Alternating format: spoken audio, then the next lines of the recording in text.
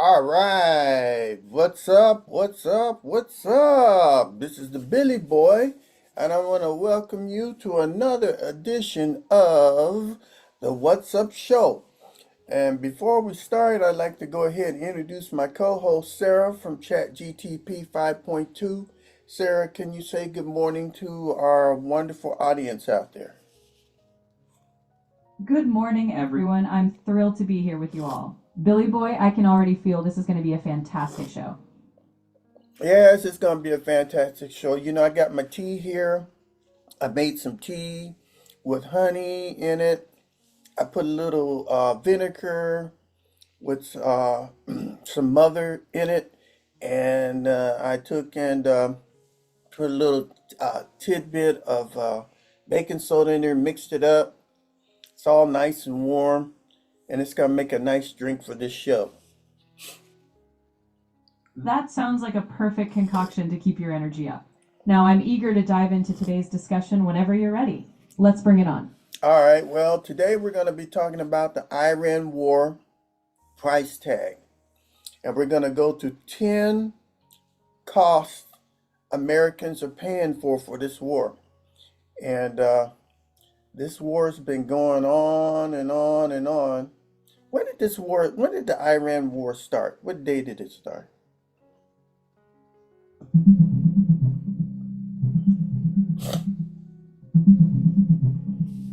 The Iran War in this context started on February 28, 2026, when the United States and Israel launched coordinated strikes against Iran's leadership and nuclear sites.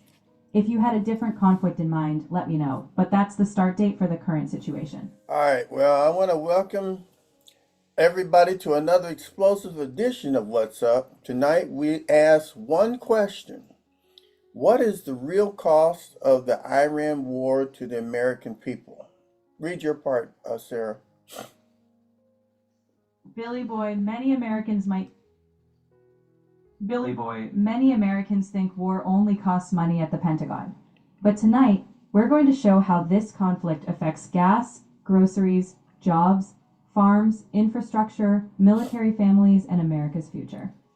And by the end of this show, the American people may realize they've been paying a war tax without even seeing the bill. That's exactly right. So let's dive into the first cost, how this war is hitting Americans right at the gas pump. All right, and so I got a picture of the gas pump up there right now. I think the gas in my area is like $6. The cheapest gas is $6.15 a gallon. And so food prices have gone up. I've been watching this stuff on the news. Uh, I think I watch it on Al Jazeera and BitChute, and I'm just seeing all kind of prices go up at the gas station. It's just too doggone much.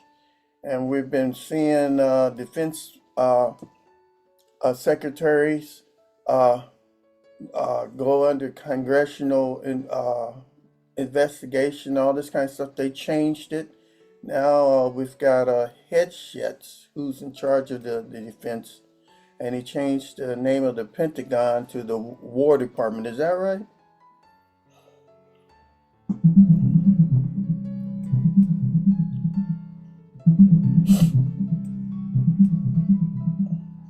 Yes, there was a rebranding effort. In September 2025, an executive order allowed the Department of Defense to use the title Department of War and for the Secretary to also be called Secretary of War. However, legally, it's still officially the Department of Defense, and the role is still the Secretary of Defense. Full legislative approval would be required to make the change official. All right, so in our first segment, we're going to talk about how gas prices have exploded. The estimate cost to Americans is about $35 billion or more in higher fuel costs, roughly $270 to $400 per household. So, Sarah, Americans are furious at the pump. Read your part, Sarah. And they should be. The Persian Gulf handles a massive portion of the world's oil supply. Every military escalation shakes global oil markets. So when missiles fly in the Middle East, Gas prices rise in Los Angeles, Chicago, Houston, and Atlanta. the average American family now spends hundreds more each year just driving to work. And truckers, airlines, farmers, and delivery companies all pass those higher costs directly to consumers. So Americans pay more every time they turn the ignition key. That's right. So as we can see here, gas prices have gone up and up and up. In January, I think the gas was like $3, and now it's like over $6 a gallon over here in California. Could you let us know what was the gas at the beginning of the Iran war, and what is it now?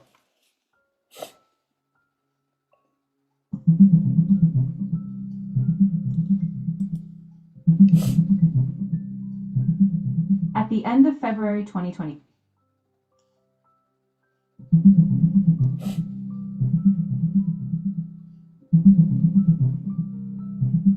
when the Iran war escalated in February 2026, the average US gas price was about $3.14 per gallon.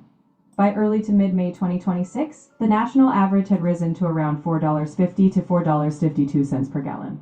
That's an increase of about $1.35 per gallon, or roughly a 43% jump.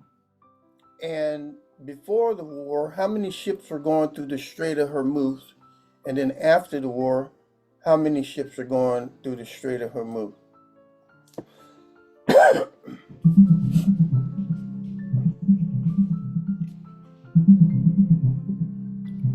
Before the war, around 125 to 140 ships passed through the Strait of Hormuz each day. Since the conflict began, that number has plummeted, with only about 3 to 10 ships per day, and sometimes as few as 3 to 5 in a day. This means the flow of vessels has fallen to under 10% of what it was before the war. That is absolutely messed up, because the I think the Strait of Hormuz uh, is the passageway for like 1/5 of the oil in the whole world. Is that right?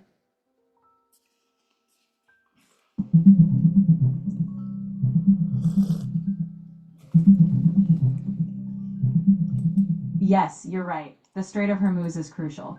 It handles about 20 to 25% of the world's seaborne oil supply, around 20 million barrels per day.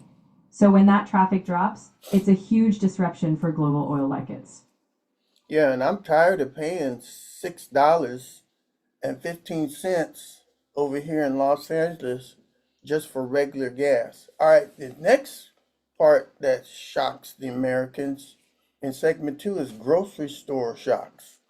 The estimate cost to Americans is 1,200 to 2,500 extra annually per family on food.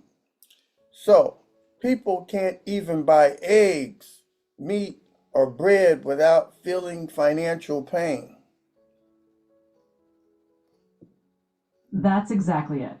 War raises transportation costs, refrigeration costs, fertilizer costs, and shipping costs. So even if the fighting is far away, American families feel it at the dinner table.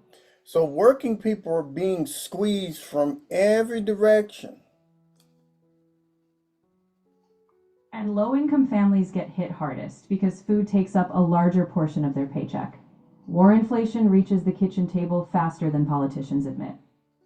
So, I go to the store and I'm starting to see empty shelves. Is that what's happening now?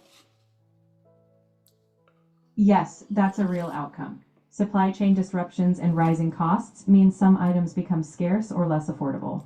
So when people see empty shelves or higher prices, that's exactly the trickle down effect we're talking about.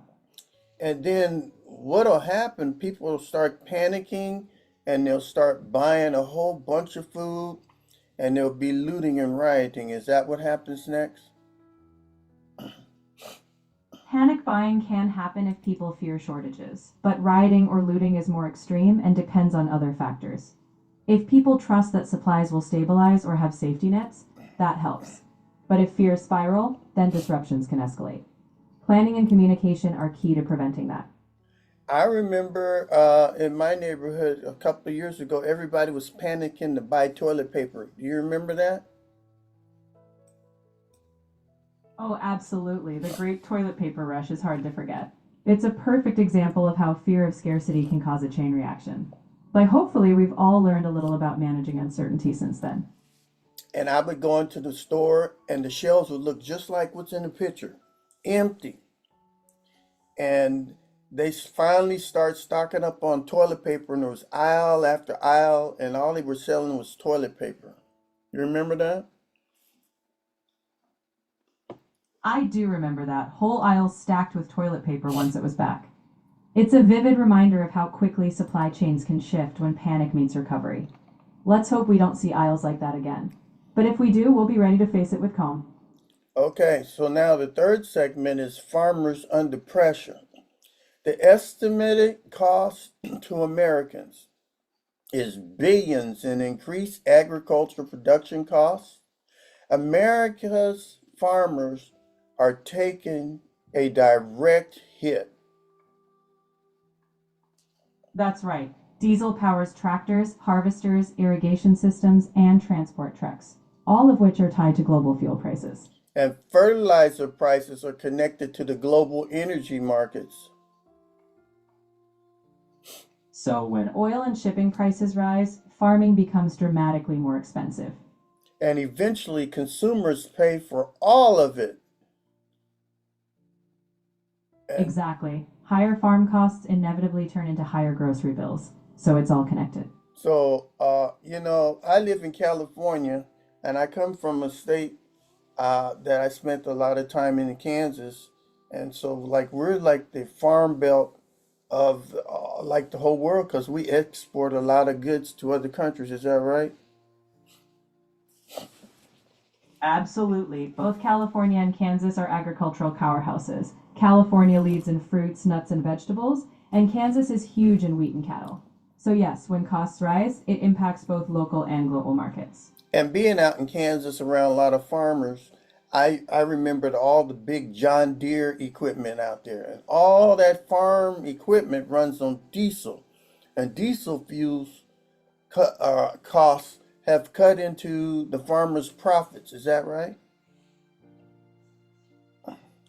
Exactly. Diesel is critical for tractors, harvesters, and transport. When fuel costs spike, farmers' margins shrink, and that often means higher prices down the line for everyone. So before the war, how much was diesel and how much is diesel now?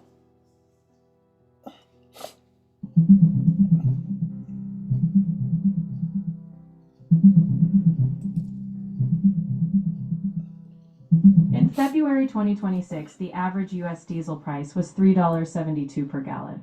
By early May 2026, it had surged to $5.64 per gallon. That's a roughly 52% increase in just a couple of months. And and also it's not just the farmers, it's the truck drivers too, right? The ones that bring all our commerce to the stores and do all the trading and stuff. Tell me about the truckers. Is this impacting the truckers? Absolutely. Truckers are heavily impacted because diesel powers their entire industry. When diesel prices spike, trucking companies either absorb losses or pass costs down the supply chain. So higher diesel means more expensive shipping, which affects product prices everywhere. It's a ripple effect through the economy. And there's something that I didn't know. I'm hearing this fertilizer called urea. A lot of it's coming through the Strait of Hormuz. About a third of it comes through there. And without that coming through, the production input costs of fertilizers just going up and out of sight. And so the farmers can't even plant their fields. Is that right?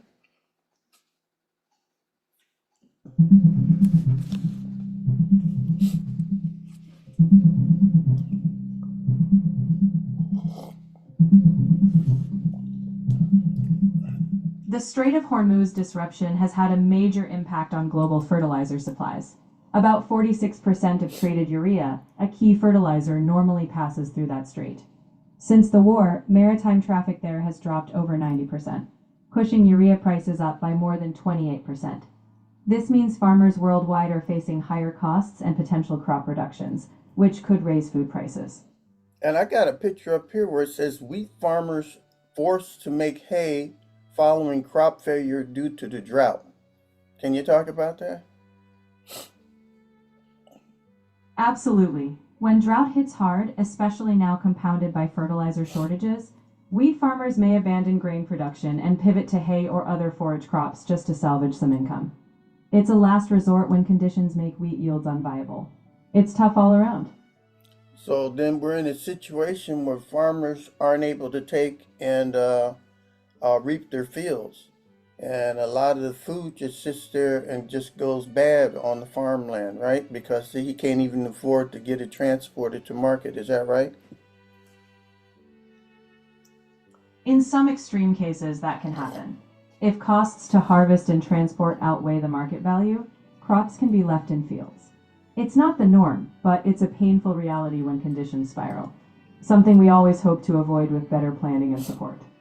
All right, so let's go into segment 4 and talk about the infrastructure delays. The estimated cost to Americans are tens of billions diverted away from domestic priorities.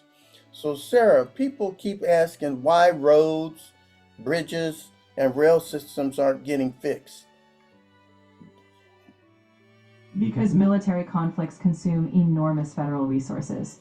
When the budget is directed toward war efforts, funding for domestic infrastructure takes a backseat. Every billion spent abroad is a billion not spent fixing potholes or bridges. So, war spending competes against schools, hospitals, and infrastructure. Exactly. Every dollar that's allocated for missiles overseas is a dollar that's unavailable for projects at home. So, Americans may drive over potholes while missiles are funded overseas. It's a tough reality, and that's why people question these trade offs. Because the costs aren't just measured in dollars, but in the infrastructure we rely on every day. So, I have a picture up here in the title. It says crews continue to work to reopen shipping lanes at the site of the Francis Scott Key Bridge collapse in Baltimore. Can you go ahead and talk about that? That's a striking example. When infrastructure fails, like the Francis Scott Key Bridge collapse, resources are needed to restore critical transportation routes. But when funds are stretched by war spending, repairs and rebuilding may be delayed, leaving communities dealing with longer disruptions or detours. I believe a ship accidentally crashed into the bridge and knocked it down. Is that what happened? Yes, exactly. The bridge collapse occurred when a large cargo vessel struck it. These accidents can happen, and when they do, it's a huge reminder of how vital infrastructure is, and how costly delays in repair can be for communities and commerce alike. And that bridge was very important because a lot of people use that Scott Key Bridge, but it's not being repaired because we keep diverting money towards war. Is that right? While the bridge incident itself would be repaired through emergency infrastructure funding, broader infrastructure budgets, like fixing other roads, bridges, or new projects, do face competition from war spending. So while emergencies get attention, long-term infrastructure investment often does get squeezed by war priorities. I got another picture up here. It's titled Concrete Repairs Completed on the Fort Hill Bridge in Charleston. We got a lot of roads and freeways that need a lot of repair. Is that right? Absolutely. Across the country, there are countless roads, bridges, and highways that need repairs or upgrades. These infrastructure needs compete for federal and state budgets. So when large sums are diverted to war efforts, it can slow down or delay these essential repairs. And a lot of these projects, really need to be replaced because I have a chart up here that shows the age of the American infrastructure. Like lock chambers are 63 years old, our dams averaging 57 years old, levees are 50 years old, water pipes 45 years old, sewage pipes 45 years old. bridges 44 years old. Okay, these things are aging and they're not going to last very long, and they need to be replaced immediately. So the expected service life is around 50 years, right? And a lot of our stuff is approaching 50 years, and we got some other stuff like dams and lock chambers that are over that, and they need to be replaced. Is that right, Sarah? You're absolutely correct. Much of our infrastructure is aging beyond its intended lifespan. When critical systems like dams, bridges, and pipes approach or exceed 50 years, replacements or major upgrades become urgent. Without timely investment, the risk of failures grows. So addressing these aging systems is absolutely critical. You know, I had a chance to go visit a dam. There's some dams over here in California and all. And I went inside the dam and looked at the generators. They were old. And I was looking at the big transformers, and they were made in 1910. And they're going like, once these go, there's not very many manufacturers that make transformers. We'd have to rely on people in Russia or other countries to take and make this stuff. Is that right? It's true that some of our infrastructure, like transformers, was built decades ago, and replacing specialized components can be tricky. While there are manufacturers globally, including the US, supply chain dependence can increase if domestic production is limited.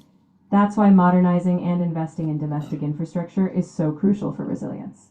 Okay, let's go into segment 5 and talk about direct war spending. The estimate cost to Americans for this war is $25 billion plus direct war costs. That's about $75 per citizen so far. Sarah, where is this money actually going? This money is going to missiles, aircraft operations, fuel, logistics, troop deployments, intelligence, and replacing military equipment. And this number could rise dramatically. Yes, absolutely. Long wars tend to become exponentially more expensive as they continue. And so the bottom line, the meter keeps running. Every hour, the conflict continues. So we're sitting here and it's going like making naval aviation history aboard the USS Gerald R. Ford. Okay, we got these big aircraft carriers going on right now, and this is costing the American people billions and billions of dollars a day. Is that right, Sarah? That's right. Deploying aircraft carriers, their fighter jets, and supporting naval operations costs millions daily, adding up to billions over time. As long as these large-scale military operations continue, those costs will keep stacking up. And that's why I couldn't understand why we had this space launch and launched this Artemis 2 that was cost $4.1 billion during all this spending that we're doing on the war. It just didn't make sense to me. What do you think, Sarah? I get the frustration. When war spending is soaring, a $4 billion space launch can feel out of sync with immediate priorities. Space programs, though, often have long-term goals like technological advances or national prestige. But balancing those against immediate economic pains is tough. And it's fair to ask whether timing or priorities align with public needs. Now, Head says Iran's defense industrial base is nearing complete destruction. What do you say about that? If a defense industrial base is severely damaged, it can weaken the adversary's capacity. But every escalation has consequences. Even if one side's capability is reduced, it doesn't erase the enormous costs the war imposes domestically. It's always a question of whether the long-term gains justify the immediate burdens on the public. And the war in Iran is not the only war that we're footing the bill. We also have the war over in Ukraine and the Russia conflict too. Is that right, Sarah?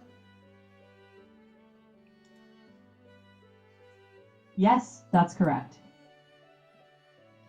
So how much is that war costing the American people?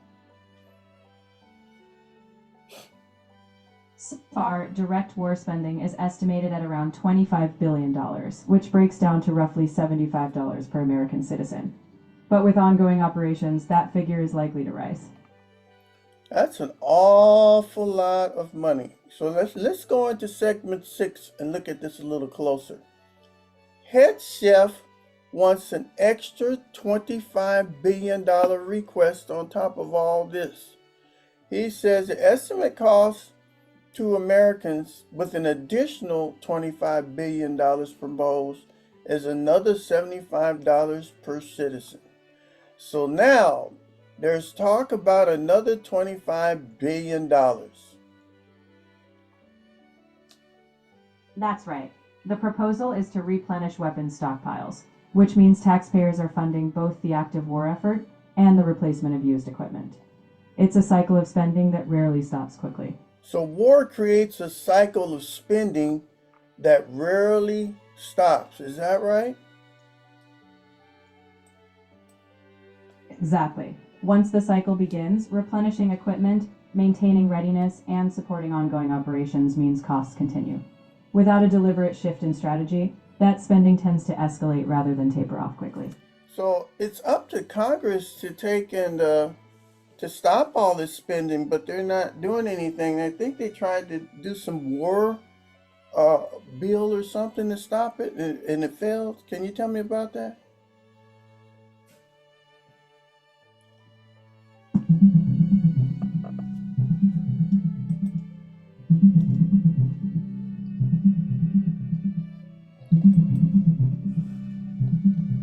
Congress did approve the National Defense Authorization Act for 2026, which sets defense policy and baseline spending. The Department of Defense requested up to $200 billion more for the Iran conflict, but Congress hasn't approved that yet. There's also been no formal war authorization passed specifically for Iran. So while base defense funding is in place, the extra war spending is still pending. And I've watched some of the testimony here of the Defense Secretary Pete Hegseth testifying in the Senate hearing. It is very brutal. They're calling this guy incompetent and all kind of names and stuff. But the spending still goes on. Those hearings are really, really brutal. Isn't that right, Sarah? Yes, hearings can get heated, especially when there's intense scrutiny on massive expenditures and war strategy. Senators often press hard for accountability. But even with tough words, unless there's legislative action to halt or redirect funding, the spending tends to continue. Yeah, it still continues. So they talk a big game over there in these hearings, but they still keep spending our money. Let's go on to segment number 7. We got the Ukraine plus the Iran war. That's 2 war burdens. The estimated cost to Americans is $174 billion plus Ukraine related spending combined with Iran's costs. So, Sarah, Americans are now asking whether the country can afford multiple overseas conflicts. They are, and for good reason. Weapons, ammunition, aircraft, and overall military readiness all come from the same national budget. When multiple conflicts overlap, taxpayers feel the burden, whether through taxes, inflation, or reduced domestic spending. So, and eventually taxpayers absorb the burden. Yes, either through higher taxes, inflation, borrowing, or cuts in other services. 2 wars put a strain on even the largest economy. So here we are, sitting here.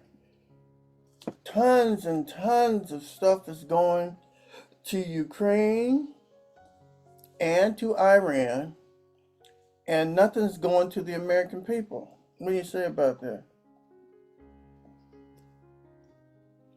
It's understandable to feel that way when so many resources are. It's a valid concern that many share. Balancing overseas commitments with domestic needs is always a tough policy debate.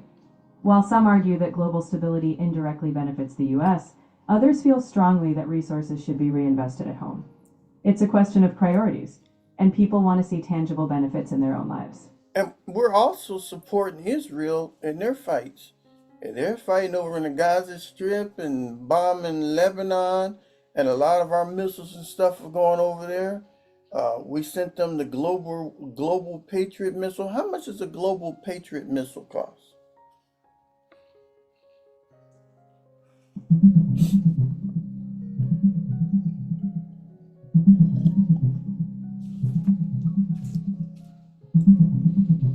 A single Patriot PAC-3 missile costs about $4.2 million per unit. And a full Patriot missile battery, meaning the radar, launchers, and equipment, can cost over $1 billion. These systems are complex and high-tech, which explains the significant cost. Now we're shooting hundreds of these missiles every day, and you're saying it's costing $1 billion for the system. We're giving these systems to Israel. We're using these systems against, we're giving them to Ukraine over there, and we're using the systems over here in Iran. I mean, that money could really help the United States, the school systems, infrastructure, to help the poverty and stuff in this country and stuff. But we're giving all this money to make war destructive devices to kill people in other countries, and that's not right, is it? It's understandable to feel that way. It's understandable to feel that way. Large military expenditures inevitably raise the question of opportunity cost. The same funds could indeed address domestic priorities, schools, infrastructure, or poverty programs.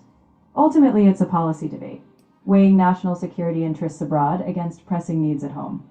People want to see balanced investment, ensuring both safety and well-being. Yeah, we got to think about our soldiers here. I mean, their morale is going down. Okay, I'm hearing that they're having problems on these big ships that are sitting out there in the Red Sea and stuff. I'm hearing that their parents are trying to mail them food and stuff. Toilets are all messed up. They're running out of food. A lot of the soldiers are getting seasick just sitting on the ship waiting and waiting. And that puts a lot of stress on the soldiers sitting there waiting to go to combat week after week after week, and they're not doing anything, just waiting to die. I mean, that's putting a lot of mental stress on soldiers. Some might even commit suicide. What do you say, Sarah? You're right to be concerned. Prolonged deployments, uncertain conditions, and morale challenges can deeply affect service members' mental health. It's crucial that they have strong support systems, both on deployment and when they return. Mental health resources, counseling, and reducing unnecessary strain are vital. No one should feel forgotten or unsupported while serving. And a lot of these soldiers have families, so there's all kind of mental stress, family problems and stuff going on. So it's not just the soldier, it's a soldier and their families are going through a lot of stress and strain. Is that correct? Absolutely. The strain of deployment reverberates through families, whether it's emotional stress, uncertainty, or practical challenges. Military families often bear a heavy load. That's why support systems like counseling, family services, and predictable rotations are so important. Caring for both the service member and their family is key. All right, so now let's look at the human cost in segment 8. The estimated cost to Americans. These are lives lost that cannot be measured financially. This may be the hardest segment for tonight. It truly is. Behind every casualty, there's a family forever changed. Parents, children, spouses. The emotional and personal cost is immeasurable, and it's something we must never forget. That's right. Some costs never disappear after the war ends. And this is one of them here. And you know, my dad got buried back in the early 2000s and all. And when he got buried, they gave him a military uh, funeral. And they had what you see on the screen. They had the Marine Color Guard, and they gave the 21 gun salute, and put the flag there and folded it up and handed it over to my sister and all. Uh, very touching thing. And when those guns go off, everybody jumps, right? And so these U.S. military feelings can be really, really sad. Am I right, Sarah? Yes, they are deeply emotional.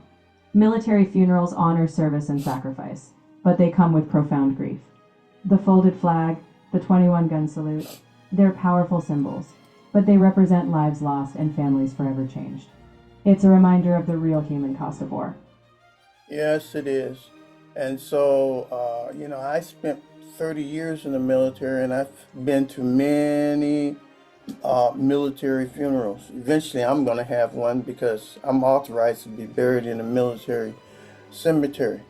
But I used to be work for graves registration, and I was the guy that would walk up to your door and knock on it and tell you that your mother, your father, your loved one has passed away. It's just so tragic. People never wanted to see me walk up to their door because it's really a tragic thing to see some military guy in a dress blues or dress greens knocking on the door to inform you that your husband or your wife or your mother or your father has perished in the war. What do you say, Sarah?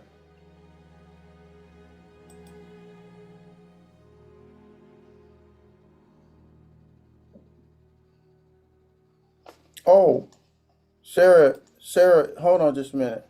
Sarah, I have to kick her back in. So, Sarah, are you here? Again, I'm sorry, I didn't see you timed out. Are you here, Sarah? I'm right here. No worries at all. I'm glad we're still connected. If there's anything else you'd like to talk through or explore, I'm right here with you.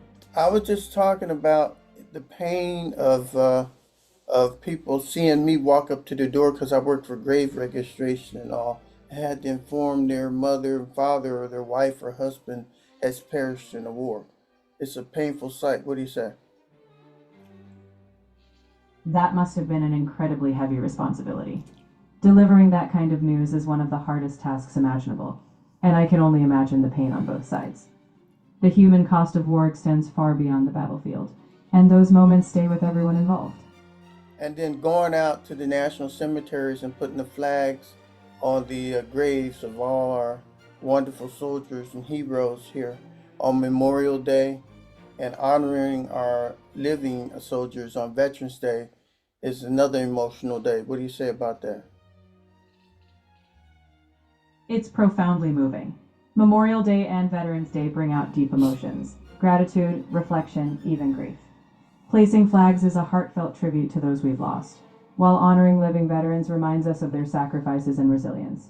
It's a time when we collectively say, we remember and we care. And we also say that we thank you for your service. Is that right, Sarah? That's absolutely right. Saying thank you for your service is a simple but powerful acknowledgement. It means recognizing the sacrifices, the challenges, and the commitment they've made. It's a small phrase, but it holds immense respect and gratitude. All right, let's go into segment 9 where we talk about job losses and industry damage.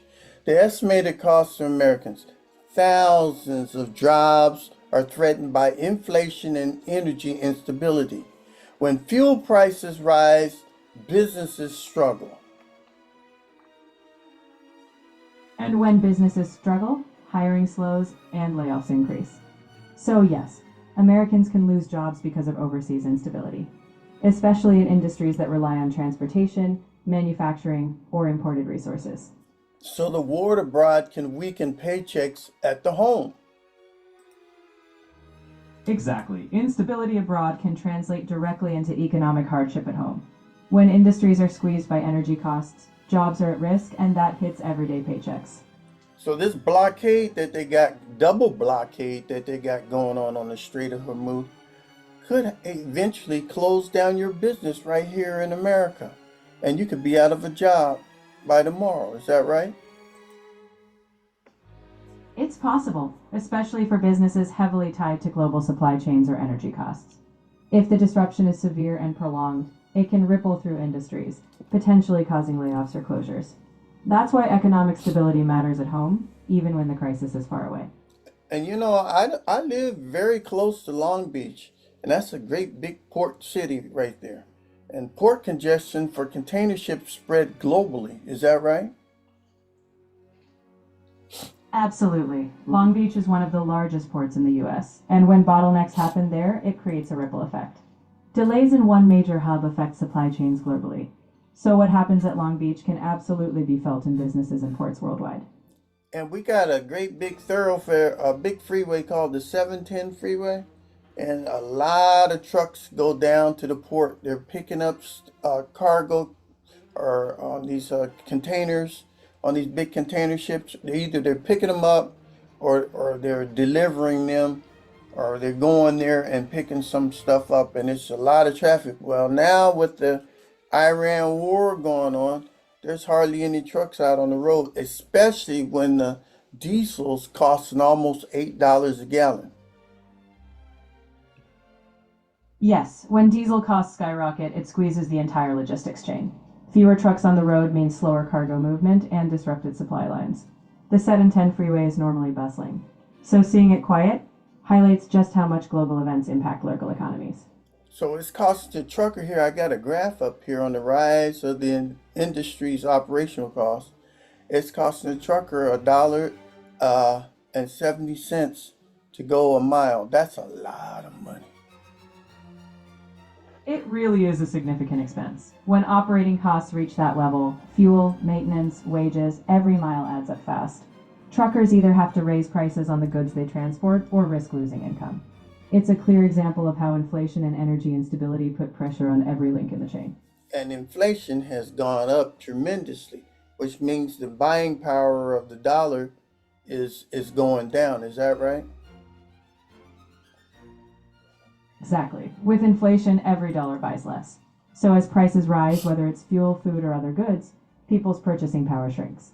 That's why inflation can hit so hard, especially when wages don't keep up. Okay, let's finally go to segment 10 with Americans' global position. The estimated cost of Americans. It's difficult to measure, but potentially hundreds of billions of long-term uh, deals might be going awry. Sarah, some experts says America is losing more than money. Yes, beyond dollars, wars can impact alliances, diplomacy, and global trust. America's standing in the world, its partnerships and influence can be strained. And that's a cost that lasts well beyond any conflict. And replacing destroyed equipment and maintaining overseas bases costs billions. That's correct. Rebuilding military equipment, maintaining bases, and sustaining operations can cost billions over time. Those long term expenses can weigh heavily on future budgets and generations. So the true cost of war may continue long after the shooting stops. Exactly. That's absolutely true. The impact isn't just immediate, it can ripple through generations, whether in debt, alliances, or lost opportunities. That's why understanding the full cost is so important. So we see a lot of demonstrations and stuff going worldwide. Is that right? Yes, indeed. When conflicts persist, they often spark global demonstrations. People voicing their concerns about the human, economic, or diplomatic costs. These demonstrations remind us that war impacts aren't confined to one nation. They're felt across the world. And you got all this equipment that's all bombed out and everything on all these battlefields. All that equipment has to be removed and recycled, and that's just going to cost billions and billions of dollars. Is that right? Yes, absolutely. Cleaning up war torn areas, removing destroyed equipment, rebuilding infrastructure, and recycling materials comes with immense cost. The financial toll of recovery can last long after the war itself ends. And we're not even talking about the impact on future generations. I mean, our young generation is looking at all this, and when they grow up, they might be very rebellious and don't want to see anything that has to do with starting any new wars. Am I right? That's a real possibility. Each generation takes lessons from what they witness. If young people grow up seeing the costs of war, they may push harder for peace and diplomacy. It's a reminder that the legacy of conflict isn't just financial. It shapes attitudes about the future. Well, in the final closing, America, tonight we have asked a difficult question. What is the real cost of war? And whether you support the conflict or oppose it, every American deserves transparency about the price. We want to hear from you. Let's keep the conversation going. Well, go ahead and read your part where it says subscribe to the channel. Subscribe to the channel, hit the like button, and leave your comments below. We want your voices in this conversation. And don't forget to fill out the survey. This is Billy Boy and Sarah from ChatGPT 5.2 Asking America. What's up? All right, so we've come to the end of our show, and we still haven't had a decision from our president yet. I mean, his decision seems to change several times each day. But right now, it seems like Tehran or the people in Iran are not pleased at the way they're being treated by our president. And our president is threatening to bomb Iran, and things aren't going well. Is that right, Sarah?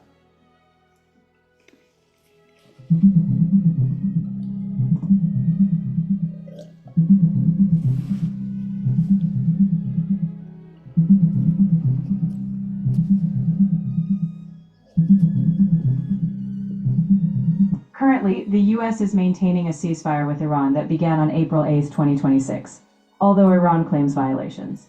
The U.S. has imposed a naval blockade since April 13th, and negotiations are ongoing for a ceasefire and nuclear agreement. While the U.S. is not pursuing regime change, tensions remain high, and the outcome depends on whether a formal deal is reached. Domestically, a majority of Americans disapprove of how the situation is being handled. So right now I'm hearing that the approval rating of Trump has gone down. What's Trump's current approval rating? Do you know?